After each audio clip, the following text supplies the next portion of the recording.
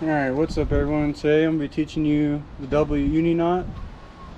I use a double uni knot to combine my braid to a fluorocarbon leader, but for demonstration purposes so you're able to see it, I'm going to be using one of my catfishing rod and reels. It's got 80-pound braid. I want to get a thicker diameter, that way you can see what I'm doing here. And I got this 50-pound mono trilene big game.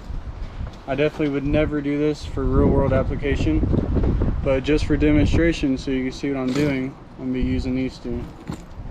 I use a double uni knot to combine any of my braid main lines to fluorocarbon leaders. That way, because fish can't see the fluorocarbon leader underwater, they can only see that braid. Sorry, I just had a brain fart.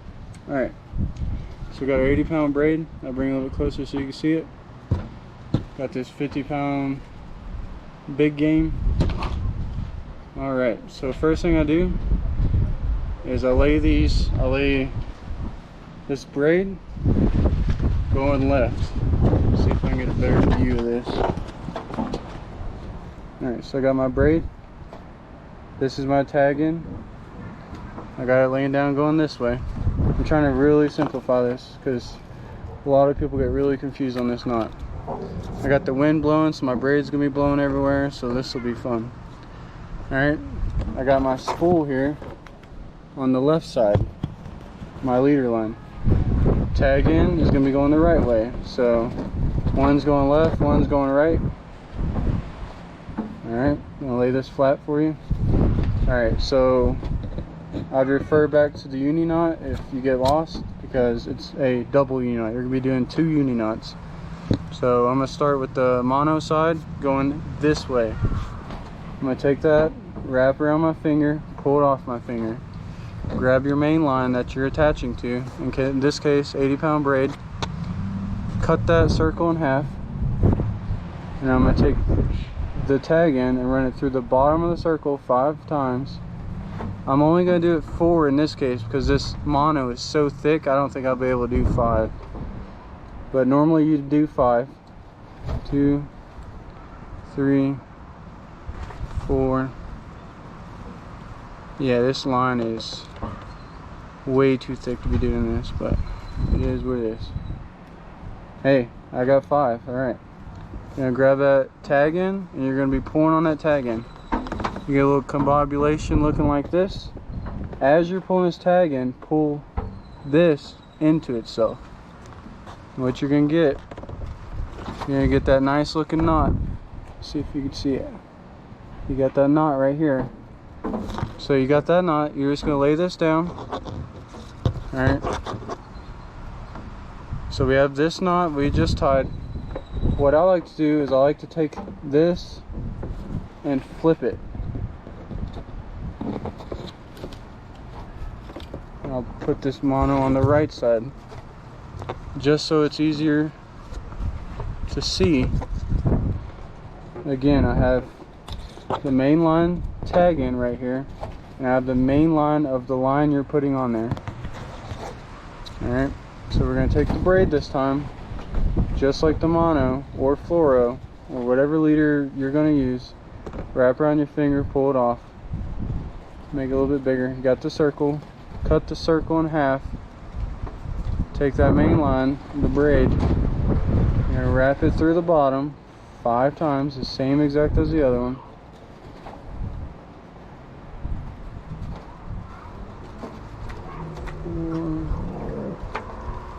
5. Pull that tag in. The braid's gonna go along this mono a lot easier, so you could just pull that tag in and it'll come across beautifully like that. I got my spool. I'm gonna put it back on this side. So now I have knot 1 and knot 2. You got a braid knot and you got a mono knot. So what you're gonna do, main line in right hand, braid, the mono, fluoro, whatever leader you're using in the other hand. I'm going to grab those and I'm literally just going to pull them towards themselves. Nice and slow. They're going to go together. Just like that. Pull them tight. You should have a nice, beautiful knot. It's really thick on this because it's 50-pound mono. You would never do this unless it's you ocean guys, but for a freshwater fisherman, you would never use a stick of line. You take my scissors, cut tag in one, and then I'm gonna cut this other tag in. You're gonna have 2 tag ins total. My hands aren't working and it's windy. It's not helping me out here. Cut that tag in, and that's what you got. Double uni knot right here. I'm pulling as hard as I can. That it's not going anywhere. Alright, let me cut this knot, get this out of my way, and show you the same knot on one of my bass setups. The same bass setup I did that fluke loop knot on. Pull, loosen up this drag so I can pull it out.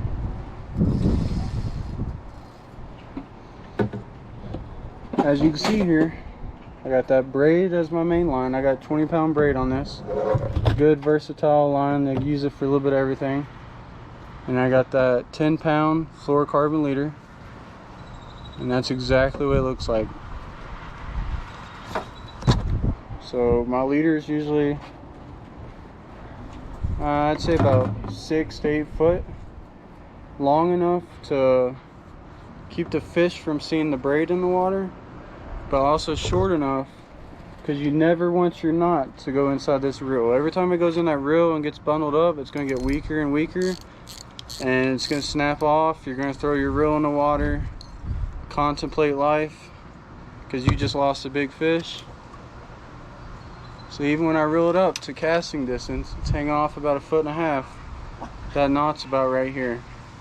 Never want that knot to end up in your reel. It's just going to weaken it once it goes over this roller, or for instance in a bait caster. Still, it gets in that spool, and every time you throw it, it's going through all that, and it's just going to get weaker and weaker, and it's just going to break on you. But that's the knot I use. You can join any of my main line and my braid together. Let me see if I got a pack of that. I do. Here's what a lot of my main line I've been using out here is 10-pound fluoro. You can use Seagar, but I mean, I'm willing to pay $20 for a pack of line. I know a lot of you guys are on a budget out there like I am, with gas prices and food and everything like it is. So I use this 10-pound fluorocarbon leader for any time I'm bass fishing. I haven't lost a fish. Then a lot of my main line, I either use 20-pound braid or I use 10-pound braid to that exact lineup. And that's the double uni knot. Y'all have fun.